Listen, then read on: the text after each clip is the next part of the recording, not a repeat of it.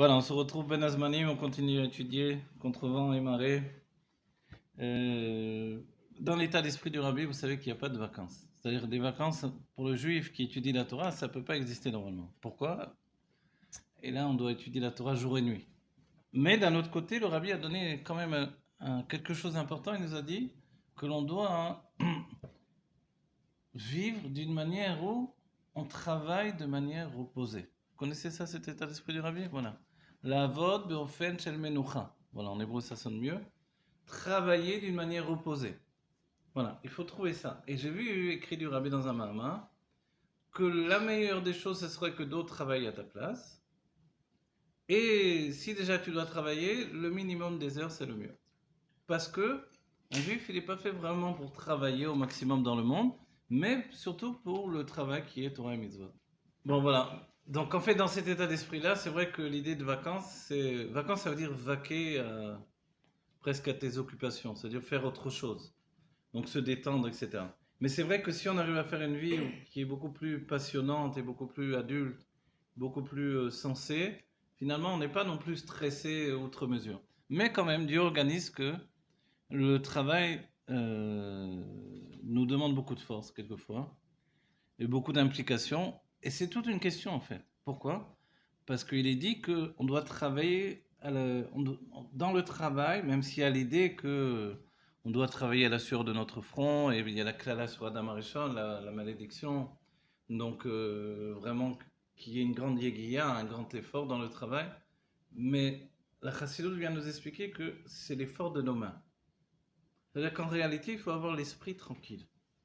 Et c'est pour ça que toujours les sages d'Israël ont privilégié le fait de travailler avec ses mains plutôt que de travailler avec sa tête. Voilà. Et ça, c'est vraiment important. Quand on voit les Tanaïm, Hillel, Azaken, on ne sait pas s'il avait un métier, mais Shammai, on sait qu'il était maçon. Ah ben voilà. Il y avait Rabbi Yoshua, il était forgeron. Et maintenant, quand on va un peu plus loin dans les années, un peu plus vers nous, on avait le Rachaim Akadosh, lui, alors il était bijoutier, il allait jusqu'à faire des tissus d'or sur les vêtements, et comme ça, il était très riche. Et les sages, quand ils discutent sur l'idée quel est le métier qui est bon pour un juif, ils en arrivent à la conclusion qu'être orfèvre, c'est bon pour un juif. Voilà.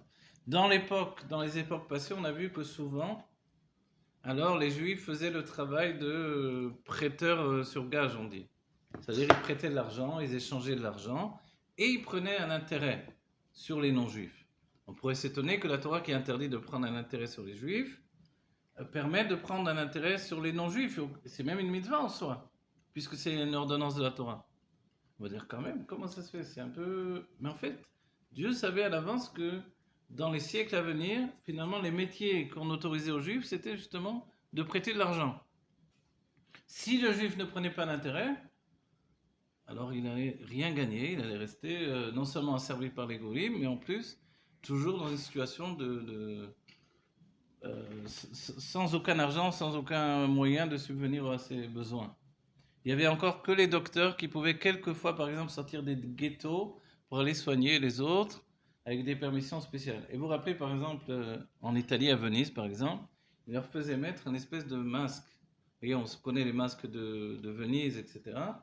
Mais les docteurs qui sortaient, ils avaient une espèce de masque comme ça, avec un long nez, et ils sortaient avec ça pour... Donc il y avait toute une situation où le travail du juif, il n'a jamais été finalement très facile. En même temps, on comprend que réussir à trouver un juste milieu dans le sujet du travail, c'est un équilibre de l'âme. Et c'est aussi, surtout, un pas en avant vers la Géoula. Puisque le Rabbi nous a dit que tous, on doit être riche, que ça devient une mitzvah en soi, parce que, d'entre les qualités d'un homme pour atteindre un niveau élevé, il faut être riche également. Il faut être en bonne santé, il faut ne pas avoir des défauts physiques trop importants, et des choses, etc. Par exemple, le Kohen Gadol devait être beau, devait être marié, devait avoir des beaux enfants, et il devait être riche également. Donc en fait, toutes ces conditions-là, en plus de la sagesse qu'il devait avoir, on dira que même Moshe Rabbeinu avait besoin de ces conditions-là. C'est bien que quand Moshe ne s'est pas occupé comme les autres juifs à prendre des cadeaux des voisins et des trucs, Moshe il n'avait pas de voisins, il était dans le désert, il est venu les libérer, quand il est reparti, même quand il a fui l'Égypte, malgré qu'il était prince d'Égypte, il n'a rien emporté avec lui.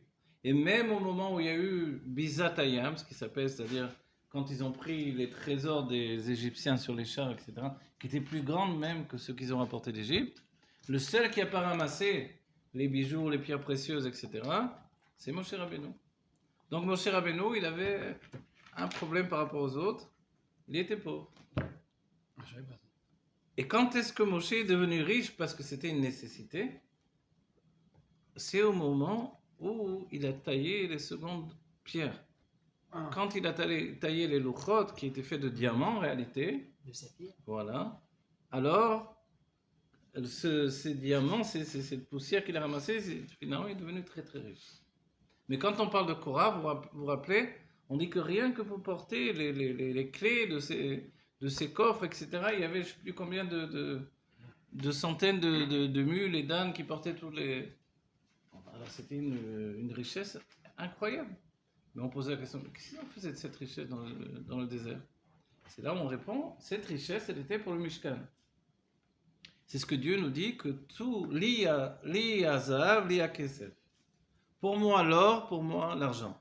C'est pas seulement les Juifs qui aiment l'or et l'argent, c'est Dieu aussi qui aime l'argent. En fait, donc, ça voulait dire, donne cet argent pour le Mizbeah, donne cet argent pour le Beth Amikdash. Et c'est de cette manière-là qu'on dit qu'en fait, l'or et l'argent vient d'une source très élevée, et le travail que l'on doit faire, c'est de lui accorder cette place privilégiée, on va dire. C'est-à-dire lui donner un niveau d'élévation extrêmement haut, qui est le Beth Amikdash. Mais vous savez que le nouveau Beth Amikdash que l'on va recevoir aujourd'hui, si Dieu veut, il est fait de barzel. A priori, il a perdu sa valeur en chemin. Mais on se rend compte que le barzel, dans le monde moderne, ça a une grande implication et ça a une grande qualité. Et surtout, cette notion de barzel, ça rejoint cette idée que l'on a de Tania qui devient éthan. Vous vous rappelez cette notion-là? Le éthan, c'est quoi? C'est un métal indestructible qui en même temps représente le yesod, la force d'influence de juif, et le etsem aneshama, la force la plus puissante de l'âme. Quelque chose d'incorruptible qui est dans le juif. Pendant l'exil, c'est Tania. Et Tania, l'Admorazaken, on explique pourquoi il a commencé son livre avec le mot Tania, ce qui est devenu le titre. Tania, en fait, c'est une klippa. Une klippa, c'est ce qui entoure peut-être les forces du bien, mais ça vient du côté du mal. Et la klippa elle-même, elle a un problème. C'est quoi son problème? C'est que quand on mange un fruit, on mange le fruit pas pour la klippa qui est à l'extérieur la plupart du temps, mais pour le fruit qui est à l'intérieur. Ouais. Si bien que toute la qualité du fruit, alors, c'est justement d'avoir été protégé par la klippa. On dit à quoi elle sert la klippa? La klippa, elle permet de protéger le fruit jusqu'à ce qu'il arrive à sa maturité. Donc en fait, pour nous aussi, quand on dit le tzibour en juif, ça représente la communauté, c'est 3 lettres. Tzadik, ce sont les initiales de Tzadik, Benoni, Racha. On dit alors, mais quoi, dans le tzibour, alors, il y a aussi le Racha, le Khatrila. Déjà, dès le départ, il y a le Racha. Donc l'impie, le Benoni, l'homme moyen, qui a du Yetzira mais qui ne faute pas, celui qui a du Yetzira qui faute, et puis le Tzadik, qui n'a pas de Yetzira qui ne faute pas. On dit, mais pourquoi il y a besoin également d'un impie, d'un Racha? En fait, on dit, il y a un passouk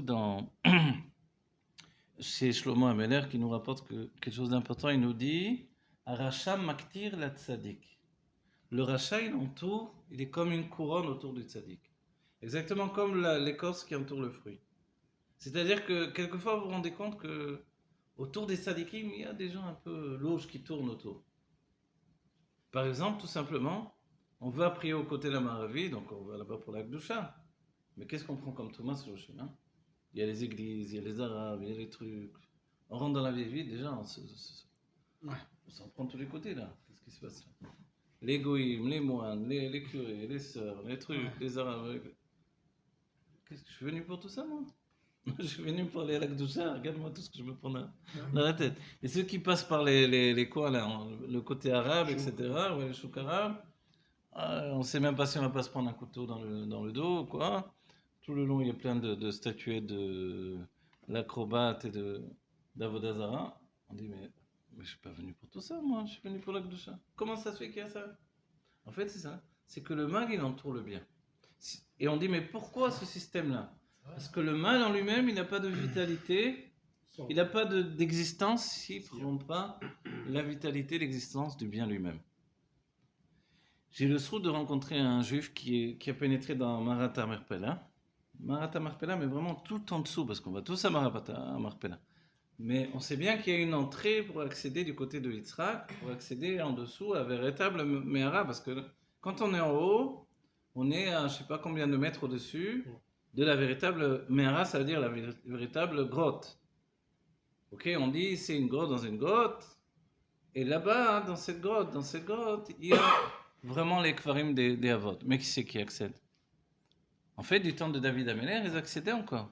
Avec le temps passé, les histoires, les ci, les là, on s'est retrouvés là-haut. Les Arabes protègent la chose, ils ne nous laissent pas rentrer. Mais il y a des années de ça, il y avait toute une équipe menée par le Rav Mordechai Eliyahu. Et il y avait un juif marocain qui était à l'époque très très mince. L'histoire, il m'a raconté, moi j'étais au collège à NKRM, il était déjà plus fort. Mais à l'époque, voilà ce qui s'était passé. Pendant les slichot de Elul, donc je vous raconte de ça, l'action s'est passée il y a au moins 20-25 ans de ça. Il y a eu un moment, c'était au moment des slichot, donc au lever du soleil, tous les gardes israéliens et même les Arabes se sont endormis. C'était de la Kabbalah, c'était je sais pas quoi, en tout cas tout le monde dormait. Et eux, qu'est-ce qu'ils ont fait? Il y a un passage du côté de Yitzhak, il y a une dalle qui est faite d'argile, ils ont cassé la dalle d'argile. Ben, maintenant, depuis, il n'est plus en argile, mais là, elle était en argile. Et ils sont rentrés. Lui était très maigre, ils étaient deux très très minces, ils sont rentrés par là. Et ils ont commencé à cheminer à l'intérieur, etc. Et il raconte, entre autres choses, que à un étage plus bas, donc c'est comme 3 étages de plusieurs mètres, à un étage plus bas, après avoir passé un endroit où il y avait des tas de papiers, des tas de trucs, après finalement il arrive à un endroit, il n'y avait que des mosaïques byzantines avec des croix. Et il explique que cet endroit-là, d'après le Zohar, c'est l'endroit où toutes les Neshamot passent par là. Parce qu'on dit quand les âmes elles vont s'élever vers le Gan Eden, il y a Abraham qui décide qui va aller au Gan Eden, qui va au Gehinnom, etc. Et tous, on a l'image, on a tous vu un tunnel. Les Goïms même ils racontent, ils ont vu un tunnel, tous ceux qui ont eu des morts cliniques parlent d'un tunnel. Et on dit c'est quoi l'origine du tunnel? C'est la mer Atamarpela en fait.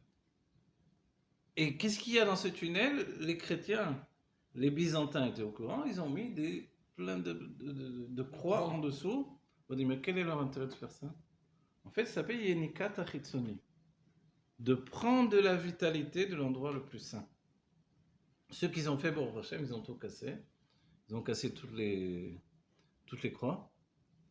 Et après, ils ont continué à cheminer, etc. Bon, moi, je me rappelle quand ils nous ont raconté, j'ai dit, mais qu'est-ce que tu as vu, qu'est-ce que tu as vu? Attends, je vais te dire, machin. Ouais, chaque Qu'est-ce que tu as vu, qu'est-ce que tu as vu? Bon. Il a ramené de la terre de là-bas, il a ramené des trucs, il a trouvé des poteries du temps de David. Il a tout rendu. Mais il a tout rendu. Et c'est un juif, tu vois. Et il est arrivé, il a dit, j'étais à un certain moment, je me suis retrouvé, tellement on creusait, tellement on avançait, il a dit, on allait arriver au Havot en fait. Abraham, il travaillait encore. Il a dit, une voix dans ma tête, elle a dit, arrête-toi immédiatement. Il s'est arrêté et il s'est rendu compte qu'il ne se rendait pas compte que vraiment ils allaient arriver chez les Havot. Après, ils ont fait marcher. Bon, nous, moi je me rappelle, je dis, mais qu'est-ce que tu as vu? Ouais. Bon, il n'a rien vu en vérité. Mais il nous raconte comment c'était tout ce système, tout ce truc. Et aujourd'hui, je crois qu'il fait des conférences là-bas directement, ils l'ont permis. Pendant des années, ce site, c'était secret. Parce qu'évidemment, ça fait un gros bruit, les Arabes, ça a été la guerre, quoi, quand c'est passé. Mais tout ça pour vous dire que dans les endroits les plus saints, il y a l'impureté qui est là, il y a la clipa qui se tient pour tirer de la vitalité. Et c'est vrai qu'on se dit, mais pourquoi les chrétiens, ils ont tout basé sur le judaïsme? Et pourquoi les arabes, ils ont tout basé sur le judaïsme également? Mais ils voulaient faire quelque chose, ils n'ont qu'à faire autre chose, je sais pas moi. Pourquoi ils avaient vraiment besoin de tout baser dessus? Alors on va dire, bon, les arabes, il y a Ishmaël quand même, il y a une base, ok. Mais les chrétiens, il n'y a pas de base. Alors oui, leur idole, c'était un juif, ok. Mais en dehors de ces conditions-là, on pourrait dire, bon, mais de toute façon, ils ont changé tellement de choses, ils auraient pu délaisser les bases. En fait, s'ils délaissent les bases, il n'y a plus rien. Et c'est pour ça qu'ils s'accrochent à Jérusalem. Mais quand... moi, je ne suis pas spécialiste du tout. Je connais rien au Coran, par exemple. Mais à ce qui paraît, dans le Coran, on ne cite pas une fois Jérusalem. Non. Donc alors, qu'est-ce que vous avez avec Jérusalem? Pas écrit une fois. En fait, rien, ils n'ont rien, mais c'est un moment, un moyen, c'est un endroit où on peut tirer de la vitalité. Et ça, le monde entier est au courant. Et nous, on ne doit pas oublier que la Gdusha du Beth Amikdash, d'après le Rambam, c'est pas le Beth Amikdash lui-même, c'est l'endroit lui-même. C'est-à-dire que c'est la Even Ashtia, en français la traduction est un peu spèce, on dit la pierre de soutènement, bon, parce qu'elle soutient le monde entier.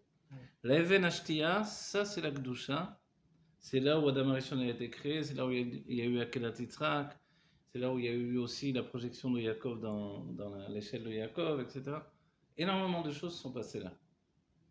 Et cette Even Ashtia, c'est un endroit de sainteté tellement fort qu'elle donne sa sainteté au Beth Amikdash. C'est pour ça que le Rambam dit, même après que le Beth Amikdash est détruit, on ne peut quand même pas y aller vraiment à l'endroit. Voilà, on va dire une halakha de Shabbat qu'on connaît ou qu'on connaît pas beaucoup peut-être. Il y a une halakha de Shabbat qui s'appelle Bassis le Davar Asur ou Gamasur. Vous connaissez ça? C'est-à-dire quelque chose qui sert pour quelque chose d'interdit est aussi interdit. Je vous donne une explication simple. Une table, c'est l'explication la plus simple, ça peut être autre chose évidemment. Une table qui ne sert qu'à un objet qui est interdit pour Shabbat, la table devient interdite elle-même. C'est-à-dire, qu'est-ce qu'elle a d'interdit à la table? Ouais, tu utilises l'ordinateur Je peux dessus. pas mettre un verre dessus.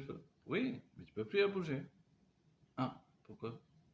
On va dire. Si on met les bougies de Shabbat sur une table, ok, et qu'on a mis que les bougies de Shabbat depuis l'entrée de Shabbat, après on va mettre les assiettes, on va mettre ci, on va mettre ça. La table en réalité, elle est devenue bassis les davarasso. On va dire, mais c'est les bougies de Shabbat. Oui, mais les bougies de Shabbat, c'est quand même quelque chose d'interdit en soi. Pourquoi? C'est-à-dire que, oui, c'est interdit en soi. Parce que c'est un objet où il y a un feu. Ah, Ce d'accord. feu-là, c'est une action interdite de Shabbat. Tu l'as fait, c'est pour ça avant Shabbat. Ok. Donc en fait, comme elle devient un bassis et d'avar assour, elle est aussi assour. Alors, certains ont l'idée, puisqu'il y a le plateau, il y a un minag, vous le savez, depuis la base même de la halakha, on le fait pas avec les enfants, etc. C'est pas toujours facile, mais il y a un minag, c'est de mettre un plateau avec les bougies sur la table. Pourquoi? Pensez bien que dans les époques passées, ils n'avaient pas l'électricité. Ouais, Donc pour voir ce qu'on mangeait dans l'assiette, on avait besoin de lumière sur la table. Je t'explique. Voilà. Donc aujourd'hui, notre lumière, elle est plus des bougies, elle est la lumière de Puis même, il y a un lien de voir aussi les bougies. Oui, il y a une lien de les voir au moment où on fait le kiddush, on regarde les bougies, Les etc. gens qui ont des cuisines fermées, ils mettent la bougie, Exactement. et tu les vois pas. Non, il faut les voir les bougies, c'est très important pour le kiddush en tout cas. Voilà, ça c'est très important. Tu vois? Mais maintenant, alors, il y a l'idée formidable. Je mets un petit livre sur le plateau qui me permet. Ah, Quoi? il n'est pas attaché au. Attention, on rentre dans une seconde halakha. C'est quoi la seconde halakha? Ah, ouais. C'est que vraiment la chose interdite qui est les bougies elles-mêmes, du moment où elles ne servent plus, je veux pouvoir les déplacer. Le lendemain, le soir évidemment, j'ai mes bougies qui brûlent sur la table, mais le lendemain à midi, mon repas de midi, moi je veux pouvoir profiter de toute la place de ma table. Mettre là une belle salade ou un plat, un poulet, j'en sais rien quoi. Donc je vais enlever les bougies. Doucement. Quoi? Je peux pas bouger les bougies. Et pourquoi? Bougie. Pourquoi je peux pas les bouger? Mais parce que c'est interdit, c'est mouxé. Ah, alors certains ont l'idée de mettre un petit livre sur les bougies, ce qui permet de bouger les bougies. Mais pas tout le monde est d'accord sur ça. Je me rappelle le Rav Fourcade, qu'est-ce qu'il disait? Il disait tu peux pas bouger. Et il disait en fait, mais si tu veux changer ta nappe, tu as mis une nappe en plastique, vous savez, les nappes en plastique fines qu'on jette, et tu veux l'enlever, comment tu fais? Alors, tu es obligé de faire un trou pour sortir la nappe. Et même faire le trou, c'est un problème en vérité. Bah oui, alors on dit, alors quoi? Alors tu peux lui il conseille de le faire à l'avance le trou. Comme ça, le lendemain, tu enlèves ta nappe sale, en dessous tu as une nappe propre, on s'arrange comme ça. Bon, en tout cas, qu'est-ce qu'on vient d'apprendre au niveau halakha? Qu'est-ce que ça veut nous dire à nous? Que quand je deviens bassis, c'est-à-dire un support d'une chose interdite, finalement, même les choses qui sont permises, elles ne peuvent plus s'installer en moi. Je ne peux plus être un bassis, je ne peux plus être un support pour les choses permises. On va dire, ouais, mais c'est pas ça, puisqu'on voit qu'on apprend la Torah même quand on n'est pas kasher les méadrines. Mais en fait, le Zohar parle beaucoup de ça. Ceux qui n'ont pas étudié le sujet ne connaissent pas trop, mais dans le Zohar, on dit, on ne devrait pas enseigner la Torah à des juifs qui font pas Shabbat, qui font pas les mitzvot. Ça devrait être interdit de leur enseigner la Torah. Et même de leur donner, de faire quelques petites mitzvot, ça devrait être interdit. Pourquoi? Parce qu'après, ils vont prendre ce qu'on leur a donné et ils vont l'introduire dans les forces du mal. On va dire, ça tient debout ça? En fait, oui, c'est exactement ce qui se passe. On va dire, mais les mifsaïm et de pousser les juifs à faire les mitzvot, comment ça marche? Alors le Zohar, il dit, non, on ne peut pas s'empêcher de donner de la Torah aux juifs, parce qu'ensuite il va la mettre dans l'impureté. Oui, mais alors qu'est-ce qui se passe? En fait, on pense qu'à force d'influencer, il va faire tchouva, et tout ce qui était dans l'impureté va sortir de là-bas. Et c'est là où on rajoute quelque chose d'important, où on dit, finalement, toutes les avérotes vont devenir comme des mitzvot, et on rajoute même des srouyot, des mérites. C'est-à-dire que plus on a fait des avérotes, plus ensuite, ça devient comme des mitzvot que j'ai fait. Et c'est comme ça que Dieu il a prévu depuis la faute d'Adam Rishon que l'on transforme les shalosh klipot atmeot, les 3 écorces d'impureté, que c'est tellement impur que c'est comme un matériau, on peut rien en faire pour le Kodesh. En fait, par la tchouva, on peut tout transformer. Donc en fait, il y a une idée incroyable, et là je l'ai vu une fois dans un livre de l'Anne Absaï, où il rapporte qu'un juif qui a fait tchouva, c'est comme une nouvelle personne. C'est-à-dire que lui, il dit qu'un guerre et un Baal Tchouva, c'est la même chose. C'est-à-dire qu'il est comme une nouvelle Neshama maintenant. Et il dit, par exemple, et ça, hein, les Rebbeim m'en parlent, ils disent que si quelqu'un te dit, ah, mais c'est toi, je t'ai vu l'année dernière là-bas, qui faisait des trucs, etc., sur la plage, etc., ah, c'est toi. Ouais, c'est lui. Et alors toi, tu as fait Tchouva depuis, maintenant, tiens là, avec le chapeau, les lunettes. Non, c'est pas moi. Tu rigoles ou quoi? C'est toi, je te connais bien. C'est toi qui t'appelles Jean-Pierre, c'est toi, je te connais. Maintenant tu t'appelles Moshe, mais tu étais Jean-Pierre à cette époque-là. Non, c'est pas moi. Tu rigoles ou quoi? Je t'assure, c'est pas moi, je sais même pas de quoi tu parles. On va dire, ah, mais c'est sourd de mentir aussi. Pourquoi tu mens? En fait, la Torah dit, non, il n'est pas en train de mentir. C'est-à-dire qu'il a tellement changé que c'est pas lui. Et quand, en vérité, c'est sourd de lui rappeler ce qu'il a fait là-bas et là-bas, etc. Sinon, imaginez si on se rappelait tout le temps. Tu arrives, le Rav est en plein cours, tu dis, ah, mais c'est pas toi, je te connais, toi. Ah oui, l'année dernière en boîte de nuit, ça va? Tu te rappelles, on s'était saoulé avec Imagine le Rav tout rouge devant tout le monde. Non. En fait, il dit, non, c'est pas du tout moi. Ah bon? On s'appelle après. En MP, on se contacte. Mais en fait, vous voyez, et ça, de quoi on parle en fait? Si on est bassiste les davarasso, si on est un support pour des choses interdites, est-ce qu'on peut être un support pour des choses permises? Vous voyez? Alors en fait, c'est ça, il faut y penser dans notre vie. Dans l'avenir, quand on travaille, quand on avance, pour nos enfants, il faut essayer au maximum de leur donner de la Gdusha. Pourquoi? Parce que si même il y aura des choses qui sont interdites, qui vont se mélanger à leur vie, on va dire, mais quelles choses interdites? Ils ont un téléphone, il y a Internet, il y a trucs, machin. Ça rentre sans arrêt des choses qui sont pas kadosh, qui sont pas comme il faudrait. Mais quand on a fait un bassis, une base qui est de Gdusha, ça reste pour toujours. Et plus que ça, il y a un enseignement du Rabbi, on l'a vu dans les dernières parachutes, Parashat Dvarim, entre autres choses, où le Rabbi nous dit qu'en fait, le mal disparaît. C'est-à-dire que les avérotes qu'on a fait, ça n'a pas de consistance. Tandis que le bien que l'on fait est éternel. Et ça, c'est merveilleux. C'est-à-dire que le juif, parce que quand on dit ouais, mais j'ai tellement changé, je dis comme c'était pas moi. Mais quand même, il y a des dégâts que tu as fait, etc. Ouais, mais celle-là sur Internet. Voilà. Donc, ça, et le Rav Noti qui donne une image, je ne sais pas si c'est directement du Rabbi ou non, mais quoi qu'il en soit, il dit c'est comme tu mets des cubes blancs et des cubes noirs dans une boîte. Tu mets 3 cubes blancs et puis une dizaine de cubes noirs. Et tu rajoutes tous les jours. Évidemment, il va y avoir une tonne de cubes noirs. Et de cubes blancs, il va y avoir très très peu. Mais il dit en fait non, parce que j'ai oublié de te dire que les cubes noirs, ils fondent. Donc en fait, c'est les avérotes, en fait, on croit que ça a de la consistance, ça a de l'existence, ça n'existe pas. Si bien que le mal disparaît. Et c'est ça la nature du juif. Le juif, finalement, le mal, il n'est pas midabekbo, ça ne s'attache pas à lui. C'est pour ça que quand tu influences un juif avec des bonnes choses, vas-y, parce que un moment, ça va le faire changer d'avis. À un moment, quelque chose va se passer. On a déjà parlé de ça au moins 1-2 fois. Quand on fait des avérotes, la Neshama, elle est là avec nous, parce que sinon on serait mort. Alors, mais pourquoi elle reste avec nous? Parce qu'elle veut la tchouva qui viendra après. Et le rabbi dit même dans un mamar Parashat Pinchas, il dit qu'en fait Dieu, ce qu'il veut, ou Parashat Kedoshim aussi, il dit Dieu il veut que tu fasses tchouva. Mais c'est quoi la tchouva? C'est un éveil, que tu sois en éveil. Quand tu es endormi, Dieu il est prêt à te faire une avéra pour que tu prennes un bon coup un électrochoc et tu te dis c'est pas possible, je suis tombé à ce niveau-là. Comme toute l'histoire de, on a déjà aussi parlé de Elazar ben Dordaya, il était tombé à un niveau terrible ce bonhomme-là. Parti avec une prostituée dans des situations terribles et à un moment il dit mais c'est pas vrai, je suis tombé tellement bas. Voilà. Et finalement, en réalité, grâce à cette chute, il est remonté. Comme tu dis, Yerida les Soreralia. Et c'est tout ce qui va venir se dévoiler à Toubéav. Toubéav, on dit qu'il n'y avait pas de fête plus élevée que Toubéav. Et que Yom Kippourim. On dit pourquoi Yom Kippourim? Quel moment de Yom Kippourim? C'est pas quand on parle des fautes et qu'on parle des 10 Arogé Malchut, des 10 martyrs du peuple juif. Alors c'est quoi?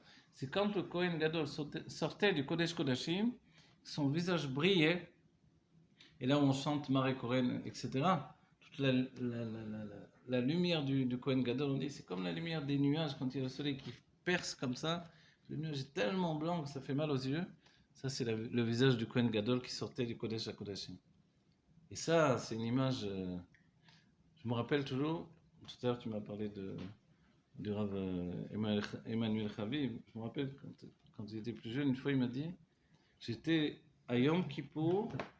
Après la fin de la tefila de Yom Kippour, le rabbi, vous savez, le minhag du rabbi, c'était de monter sur la chaise et d'entamer la chanson de la marche de Napoléon. La marche de Napoléon, c'est une victoire sur Napoléon, donc c'est une victoire après le rabbi, il va rajouter la marche des Français, quoi, la Marseillaise. Mais au départ, c'est la marche de Napoléon qu'on a volée, qu'on a transformée, qu'on a intégrée dans la Gdoucha. Et cette marche de Napoléon, le rabbi la chante justement à la sortie de Yom Kippour, quand tous les décrets ont été enlevés sur le peuple juif. Et le rabbi monte sur sa chaise et il chante et il fait comme ça, avec son bras, etc. Et le Rav Emmanuel Chaviv, je me rappelle, il me dit c'est Bilti Nishkar. Il était jeune quand il a vu ça. Il dit mais cette image-là, je ne peux jamais l'oublier. Il y a des images qu'on ne peut jamais oublier. Ce sont les images de Gdoucha très très fortes. Moi j'ai cité une fois, j'ai vu juste Baba Salé de loin. C'est dans ma tête pour toujours, quoi. Je l'ai vu passer dans la rue, il s'est arrêté en face de moi, il m'a regardé. Je le regardais comme ça, et ça reste toujours avec moi pour toujours. C'est des images qui sont dans notre vie, quand on a vu la Gdoucha, ça reste pour toujours. Moi j'ai vu Grave Groner, juste avant qu'il parte, avant le Corona, comme ça. Vous êtes venu, comme ça il m'a dit, vous êtes venu, j'étais avec Raphaël. Il m'a dit alors bon voyage, bonne chance, bonne réussite, comme ça. Et ça, tu restais en bas du échec comme ça, c'est à vie. C'est à vie. Une photo avec lui et hop. Et 10 jours après, il est parti.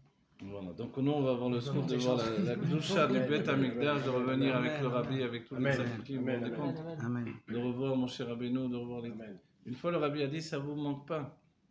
À vous de ne pas voir les Rebbeim, ça vous manque pas. En fait, ça nous manque pas de ne pas voir Adam Arishon, de ne pas voir Abraham Avinu, de ne pas vraiment les voir de nos yeux. Ça doit nous manquer. Et ça, c'est ce qu'on va vivre dans la Géoula. Ne serait-ce que tous les dévoilements divins qu'il va y avoir, mais aussi de donner une image à notre judaïsme, quoi. C'est-à-dire, on a tellement vécu avec ces hommes-là, avec les Avot, avec Moshe Rabbeinu, et de les voir enfin de nos yeux un jour. Et n'oublions pas que dans Imot HaMashiach, les jours du Mashiach, il y a Triat HaMetim, des grands tzadikim déjà. Moshe, Aaron, qui vont être là, peut-être même Éléazar, le fils de... Ils vont se lever pour nous aider au travail du Beth Amikdash, même avant la période de Triat HaMetim, de la résurrection des morts. Donc déjà, on va voir... on va rentrer dans la Géoula comme ça, par la grande porte, quoi. Et ça, c'est le kef. C'est-à-dire qu'au moment de la Géoula, au moment où il va avoir le kiddush sur la Géoula, pour tout le peuple juif, alors ce moment-là, c'est un moment... T'auras du boulot, hein. Voilà, on peut utiliser le terme Bilti Nishkar qu'on ne pourra jamais oublier dans nos âmes. Et en fait, ce bonheur-là, il va nous guérir de tous les coups qu'on a reçus pendant l'exil. Pendant toutes les vies, les réincarnations, les Gilgulim qu'on a fait, on a été blessés. Je vous dis, franchement, on n'avait pas cette tête au début, là. Ah bon? Il était beaucoup plus beau chacun d'entre nous. Parce que le visage, le rabbi, c'est le Tzemar Tzedek qui dit, si vous voulez voir le visage de votre âme, regardez votre figure dans le miroir. Il dit, ah bon, c'est ça mon âme? En fait, l'âme et le corps s'associent. Et tout ce qui se passe sur l'âme se reflète sur le visage. C'est bien qu'il y a même une sagesse dans Parashat Yitro, dans le Zohar. On peut regarder un visage, tous les traits, etc. On peut savoir exactement la carte d'identité spirituelle d'un homme, rien qu'en regardant les traits du visage. Alors, en fait, donc, la tête qu'on a, c'est exactement l'équilibre qu'on a entre l'âme et le corps. Et cette beauté-là, on doit tous trouver une beauté. Et moi, souvent, dans les cours, j'explique le fait qu'on voit une personne âgée et il est devenu très beau, que ce soit un homme ou une femme. Il est beau. Il est beau, mais si on regarde bien, il n'est pas beau, quoi. Ouais, c'est une Qu'est-ce qui fait personne. sa beauté?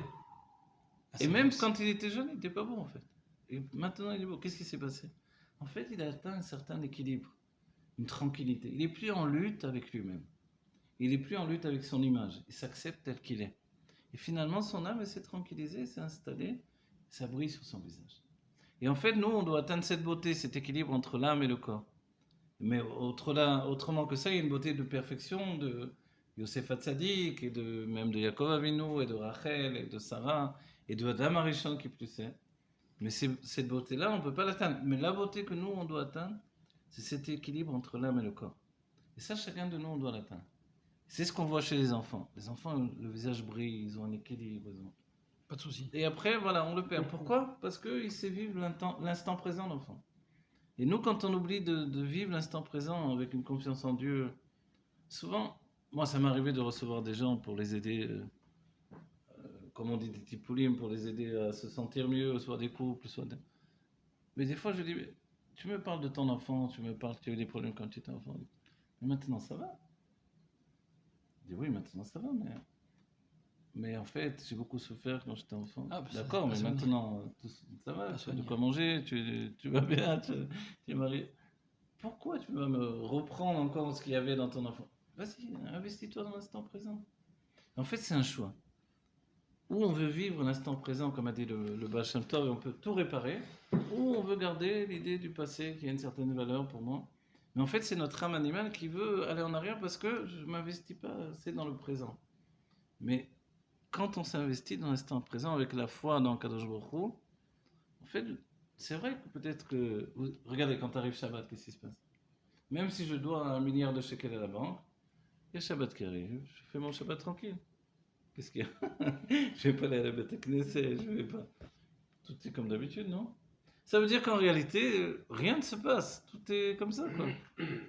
Peut-être après Motzei Shabbat, ça va, je vais rentrer encore dans les problèmes, ok? Mais en attendant, La en race fait, absolue. cette force-là, c'est donnée aux Juifs. C'est-à-dire que quand Dieu nous a donné des instants d'éternité comme le Shabbat, c'est que moi, je sais que j'ai de quoi tranquilliser. C'est ce que le Baal Shem Tov a reçu de son père. N'aie peur de rien sauf de Dieu. Et c'est vrai qu'on peut avoir peur de Dieu terriblement parce qu'on se dit Dieu, il peut tout faire. On dit que le Tzemar Tzedek avait très peur du tonnerre. Vous savez, quand il entendait le tonnerre, le Tzemar Tzedek tremblait. Il disait, mais Rabbi, pourquoi vous tremblez comme ça? Il dit, mais Dieu, il a donné le tonnerre pour nous donner voilà, de nous faire ressentir sa grandeur et qu'on ait la crainte de Dieu, en fait. Mais c'est vrai qu'un éclair, il peut exposer une ville entière, il peut faire des... On dit, ah bon, ça fait peur, quoi. Une tempête, ça t'arrache tout, quoi. Et la force de Dieu, elle est toujours indomptée. Cette force, elle se trouve encore dans la nature. Quelquefois, quand on s'éloigne de la nature nous-mêmes, alors on se déracine. C'est pour ça que les Rébim et le Baal Shem Tov, en premier lieu, ils ramenaient les Juifs à la nature, quelquefois. Et ils disaient, à la nature, en fait, les problèmes sont beaucoup moins graves. Les gens, ils plantent des choses, ils ont de quoi manger. Mais à la ville, tout est beaucoup plus difficile. À la ville, l'homme, il se déracine. C'est comme un arbre. Le juif, il est comparé à un arbre. Il a besoin d'être au bord de l'eau et de vivre avec une plénitude. On va arriver à Tou B'Av. Tou B'Av, c'est la fête la plus importante des Chaim. La plus importante, on dit, de l'année, c'est la fête de Tou B'Av. On dit Lo hayu yamim tovim l'Israël que Chamesh, que le 15 du mois de Av et que Yom HaKippurim et que le jour de Kippour, et les deux sont reliés dans une idée de Yerida Letzorer Alia. C'était une chute qui nous a élevés à un niveau sans précédent. Et on va parler directement, puisque notre temps est mesuré. Tou B'Av, c'est quoi la chute de Tou B'Av? C'est Tisha B'Av. Tisha B'Av, c'était une chute sans précédent dans le peuple juif. De Beth Amikdash, le Géoul de Sfarad, l'exil de Sfarad, des tas de catastrophes qui sont arrivées ce jour-là. Donc c'est une date. Mais cette date-là, en vérité, elle a la force d'être le plus beau jour de l'histoire du judaïsme. Et ça se dévoile quand? Ça se dévoile au 15 du mois de Av. On va dire, c'est quoi la grandeur du 15 du mois de Av? C'est que la lune est pleine. Ah, si la lune est pleine, qu'est-ce que ça dévoile? La lune, c'est la représentation du peuple juif, en fait. On est comparé à la lune. Et le peuple juif, il devient tout petit, et puis il renaît de ses cendres. On est comme un phénix. Les peuples pensent nous détruire, et puis on revient encore plus fort. Eux disparaissent. Et nous, on est là. On va savoir pourquoi. En fait, c'est parce que du départ, on est comme rien. Alors, Dieu peut nous habiter, on est rempli de Dieu. Et c'est ça ce qui est représenté par la lune. La lune, elle représente celui qui est tout petit, mais qui est capable de dévoiler une lumière qui ne lui appartient pas. Et on dit que la lumière de Dieu est tellement grande qu'en vérité, plus il nous donne, et plus il a de quoi nous donner. C'est pas ça va lui manquer quand il va nous donner. Plus il donne, et plus il a encore. Et nous, on doit être comme ça. On doit partager, et plus on donne, et plus on a encore. Voilà, que Dieu fasse que ce Tou B'Av, on est la Géoula Métit Vachlema, qu'on ait non seulement le Beth Amikdash, la résurrection des morts, mais que, évidemment, chacun d'entre nous, on conçoive la grandeur de notre âme et notre qualité de juif, que ça brille sur le monde entier, et au moment de la Géoula, le corps sera plus élevé que l'âme, et alors on rentrera vraiment dans une Géoula immense, merveilleuse, avec le Rabbi Melech Mashiach et tous les tzadikim de tous les temps. Amen.